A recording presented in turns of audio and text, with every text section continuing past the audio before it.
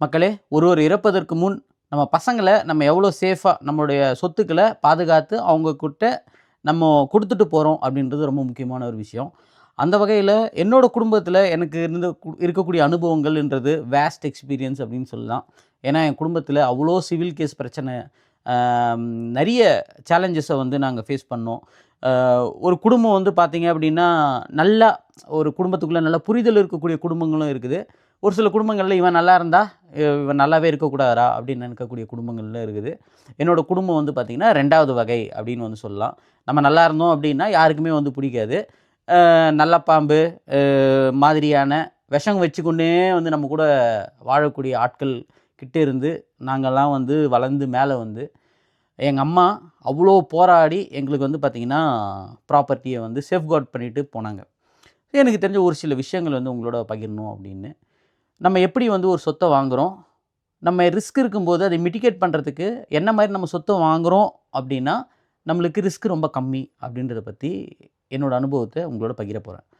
So முதல்ல ஒரு குடும்பத்துக்குள்ள சொத்து பிரிக்கிற முறை அப்படின்னு வந்து பார்த்தீங்கன்னா, இப்போ 90 காலகட்டங்களுக்கு முன்னாடி கூர்ச்சீட்டு அப்படின்ற ஒரு முறை இருந்தது. இது வந்து பார்த்தீங்கன்னா, பெரும்பாலும் ரிஜிஸ்ட்ரேஷன் ஆகாது.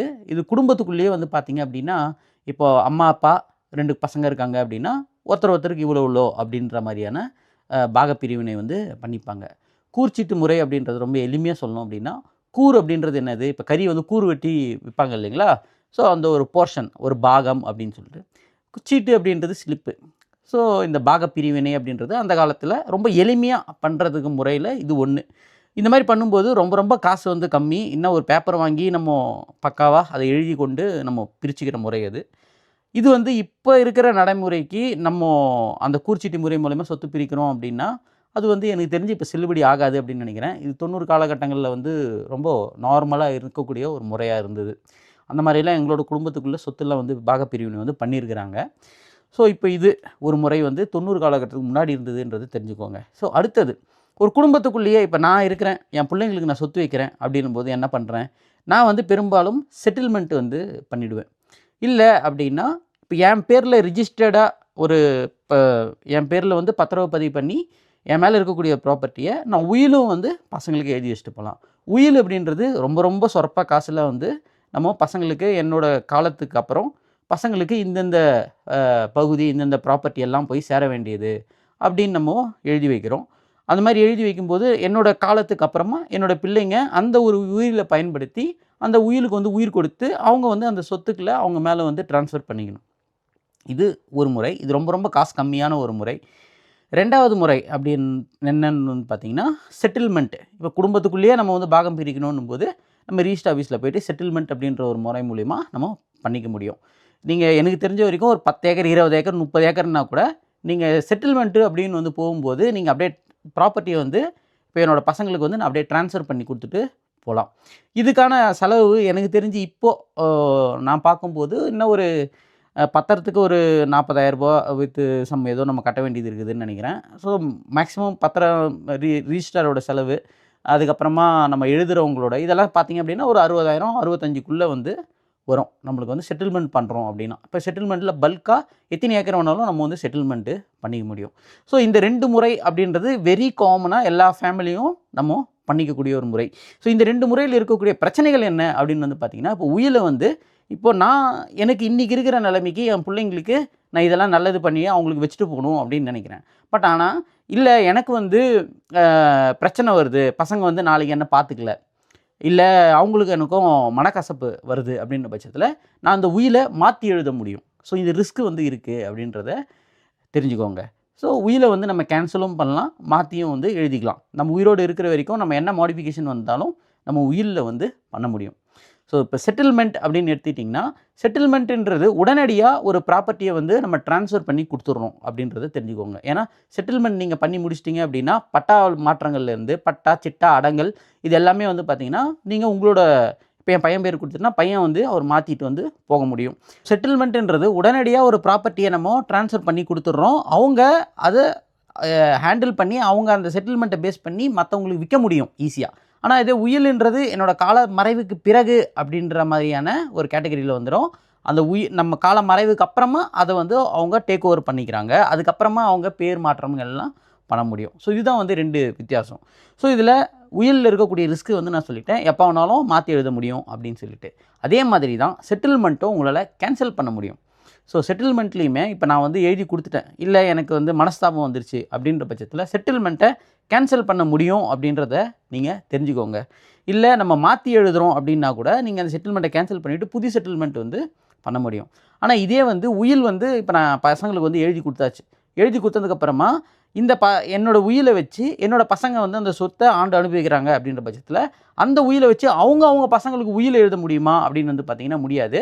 உயிலை வந்து நீங்கள் செட்டில்மெண்ட்டாக நீங்கள் பண்ண முடியுமே கண்டி, உயிலை இன்னொரு உயிலாக உங்களால் மாற்றி எழுத முடியாது. செட்டில்மெண்ட்டுமே நம்ம என்ன மாதிரி அதில் கண்டென்ட் எழுதுகிறோம் அப்படின்றத வச்சு கேன்சல் இப்போ நான் வந்து பையனை கொடுத்துட்டேன்பா, உடனடியாக என்னால் கேன்சல் பண்ண முடியுமான்னு கேட்டிங்கன்னா, நம்ம பையன் வந்து எப்படி எழுதி வாங்குறாரு அப்படின்றத பொறுத்து அதை கேன்சல் வந்து பண்ண முடியாமல் எழுதுறதுக்கும் வாய்ப்புகள் இருக்குது. அது எப்படி அப்படின்றத நீங்கள் பத்திரப்பதிவாளர்கிட்ட நீங்கள் கேட்டிங்கன்னா அவங்க ரொம்ப தெளிவாக வந்து உங்களுக்கு எழுதி கொடுப்பாங்க. சரிங்க, இப்போ வந்து நம்ம உயிலை வந்து மாற்றி எழுத முடியும், இல்லை ரத்து பண்ண முடியும் அப்படின்றத நீங்கள் தெரிஞ்சுன்னு இருப்பீங்க. செட்டில்மெண்ட்லேயுமே நம்ம எப்படி நம்ம எழுதுகிறோம் அப்படின்றத பொறுத்து அதையுமே வந்து கேன்சல் பண்ணுறதுக்கு வாய்ப்புகள் இருக்குது அப்படின்றதையும் நீங்கள் தெரிஞ்சிட்ருப்பீங்க.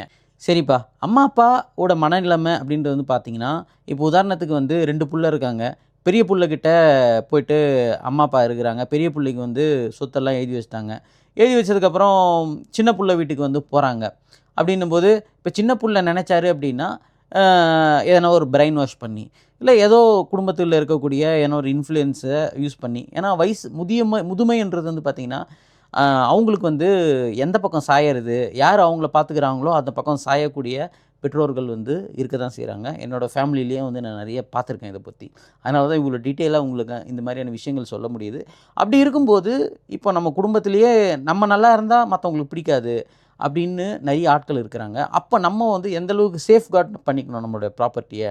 இப்போ செட்டில்மெண்ட் ஆன உடனே அதை வந்து ஒரு வில்லங்கம் போட்டு அதை வந்து பிளாக் பண்ணுறது, அந்த செட்டில்மெண்ட் நம்ம மேலே வந்த உடனேவே அதுக்கு வந்து அது மேலே என்ன ஒரு சேல் அக்ரிமெண்ட் போடுறது, அந்த மாதிரி நீங்கள் போடும்போது என்ன ஆகுன்னா யாருமே வந்து அவ்வளோ சீக்கிரத்தில் வந்து அந்த செட்டில்மெண்ட்டை வந்து கேன்சல் பண்ண முடியாது எனக்கு தெரிஞ்ச வரைக்கும்.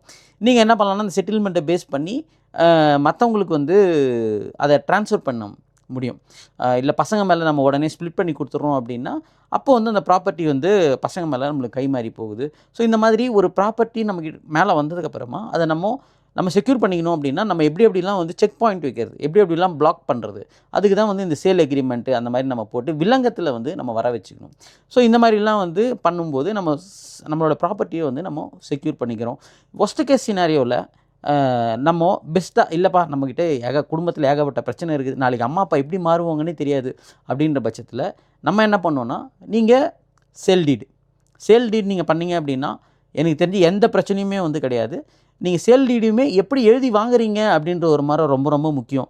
உங்களுக்கு வருவாய் எப்படி வந்தது, அந்த வருவாயை வச்சு நீங்கள் இந்த ப்ராப்பர்ட்டி உங்களோட அம்மா அப்பாவுக்கு நீங்கள் எப்படி அந்த காசை கொடுத்தீங்க, எதுக்காக கொடுத்தீங்க, அதுக்கான செக் டீட்டெயில்ஸ்லேருந்து எல்லா தகவல்களும் ரொம்ப கிளியராக உங்களுக்கு அந்த ஒரு பத்திரத்தில் எழுதி அம்மா அப்பாவுக்கு நீங்கள் பணம் கொடுத்து தான் இந்த ப்ராப்பர்ட்டியை வாங்குறீங்க அப்படின்ற மாதிரி நீங்கள் ஒரு சேல் டீட் மாதிரி பண்ணீங்க அப்படின்னா சாலிடாக எந்த பிரச்சனையும் இல்லாமல் நீங்கள் மற்றவங்களுக்கு அதை கைமாற்றிட்டு போயிட்டே இருக்க முடியும். நாளைக்கு அம்மா அப்பா மனநிலைமை மாறி இதை கேன்சல் பண்ணணும்னு நினச்சா கூட அவங்களால வந்து பார்த்திங்கன்னா கேன்சலே வந்து பண்ண முடியாது அப்படின்றது வந்து தெரிஞ்சுக்கோங்க. ஸோ அது மட்டும் இல்லாமல் சொத்தில் நீங்கள் வந்து பார்த்திங்க அப்படின்னா இப்போது பெண்களுக்கு உரிமை அப்படின்றது இப்போ இன்றைக்கி வந்து பார்த்திங்கன்னா எல்லாருக்கும் வந்து சம உரிமை அப்படின்னு வந்து வந்துருச்சு. ஸோ இப்படி இருக்கிற காலகட்டத்தில் நம்ம ஒரு ப்ராப்பர்ட்டியை இப்போ உதாரணத்துக்கு சொல்கிறேன், நானாக உழைச்சி சம்பாரித்த ஒரு ப்ராப்பர்ட்டி இருக்குது, அது நான் யாருக்கு வேணாலும் எழுதி கொடுத்துட்டு போகலாம், புரியுதுங்களா? ஆனால் இதே என்னுடைய பரம்பரை சொத்து எங்கள் அப்பா கிட்டேருந்து எனக்கு வருது அப்படின்ற ஒரு பட்சத்தில் அதுக்கு இப்போ எனக்கு மகள் இருக்காங்க அப்படின்னா அவங்களுக்கு வந்து பார்த்திங்கன்னா முன்னோர்கள் சொத்து அப்படின்றபோது அவங்களுக்கு வந்து உரிமை வரும். இப்போ என்னோடய சொத்து நானாக வந்து சொந்தமாக சம்பாரிச்சிருக்கேன் அப்படின்னும் போது வந்து பார்த்திங்கன்னா அவங்களுக்கு உரிமை அப்படின்றது வந்து கிடையாது. நான் வந்து யாருக்கு வேணாலும் எழுதி கொடுத்துட்டு வந்து போகலாம். ஸோ இந்த மாதிரி நிறைய தகவல்கள் வந்து என்னோடய குடும்பத்தில் நான் பார்த்து நாங்கள் வளர்ந்து எங்கள் அம்மா எனக்கு வந்து எந்த அளவுக்கு செக்யூர் பண்ணி வச்சுட்டு போனாங்க அப்படின்றதெல்லாம் வந்து பார்த்திங்கன்னா அவங்க ஒரு லெஜண்ட் அப்படின்னு சொல்லுவேன். அந்த அளவுக்கு எங்களுக்கு நிறைய தகவல்களை சொல்லி எங்களுக்கு வந்து ப்ராப்பர்ட்டியை ஒரு பெற்றோர்களாக நம்மளோட கடமையை எப்படி செய்கிறோம் அப்படின்னா நம்ம பசங்களுக்கு எவ்வளோ நம்ம தெளிவாக உயிரோடு இருக்கும்போதே நம்ம பண்ணி வச்சுட்டு போயிடுறோம் அப்படின்றது ரொம்ப ரொம்ப முக்கியம்.